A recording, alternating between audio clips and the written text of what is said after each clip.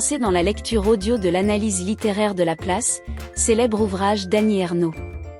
Au fil de cette lecture, vous découvrirez dans un premier temps une brève mise en contexte de l'œuvre et son auteur, Annie Ernaux.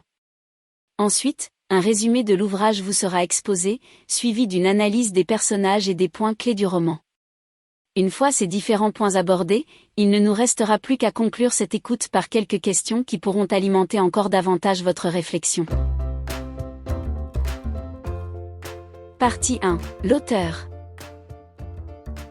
Née à Lillebonne, Annie Ernaux passe toute son enfance et sa jeunesse à Yvetot, en Normandie.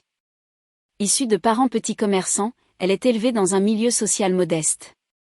Grâce à de brillants résultats scolaires, elle intègre l'université de Rouen et devient professeure de lettres modernes. En tant qu'auteur, Annie Ernaux privilégie le genre autobiographique et s'inscrit dans une démarche sociologisante. À travers la singularité de ses expériences, elle recherche l'expression collective d'une certaine réalité historique et sociale. Partie 2. La mise en contexte. Né du besoin de l'auteur d'écrire sur son père après la mort de celui-ci, le livre retrace la vie d'un homme issu du monde rural et devenu petit commerçant. Refusant tout sentimentalisme, Annie Ernaux évoque son père et sa relation avec lui de façon détachée et distante, et vise, par le dénuement de l'écriture, une certaine objectivité. Au-delà de la dimension biographique et personnelle du récit, la place poursuit un but sociologique, l'étude du milieu des petits commerçants entre les années 40 et 70. L'ouvrage a été récompensé par le prix Renaudot en 1984. Partie 3. Le résumé. Le père d'Annie Ernaux, la narratrice, est né dans un milieu paysan. Enfant, il a réussi à savoir lire et écrire sans faute et aimait apprendre, mais son père l'a retiré de l'école à l'âge de 12 ans pour travailler.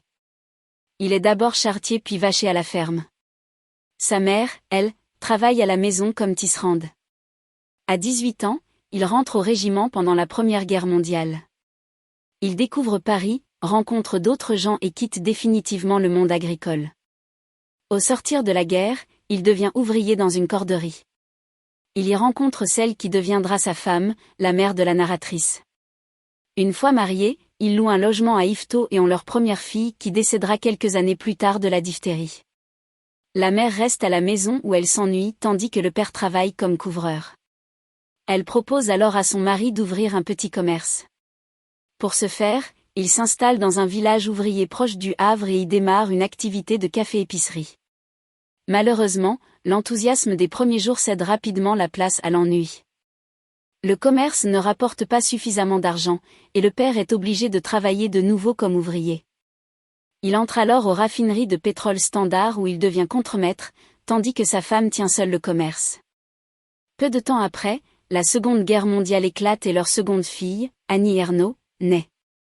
Dans ce contexte difficile, la famille connaît une période incertaine, mais heureuse.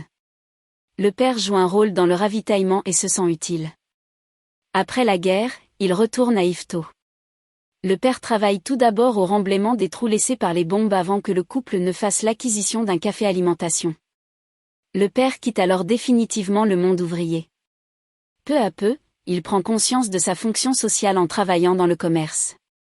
Leur niveau de vie s'améliore, ils ont désormais accès au confort moderne. Malgré les semblants de bonheur et de sérénité, l'univers familial décrit par la narratrice apparaît étriqué et crispé. Le père se sent inférieur et est obsédé par la peur de commettre un impair ou une erreur de français qui trahirait ses origines paysannes. Il adopte alors une attitude de repli sur soi face aux évolutions sociales. À travers la description de ses gestes quotidiens, la narratrice nous livre le portrait d'un homme rude aux manières campagnardes. Paraître paysan alors qu'il ne l'est plus est source d'angoisse et de disputes dans le couple. Peu à peu, le quartier où vit la famille s'embourgeoise, alors que le café se maintient tant bien que mal grâce à la clientèle ouvrière. Lorsqu'Annie a l'âge d'entrer au lycée, elle pénètre dans un monde totalement différent.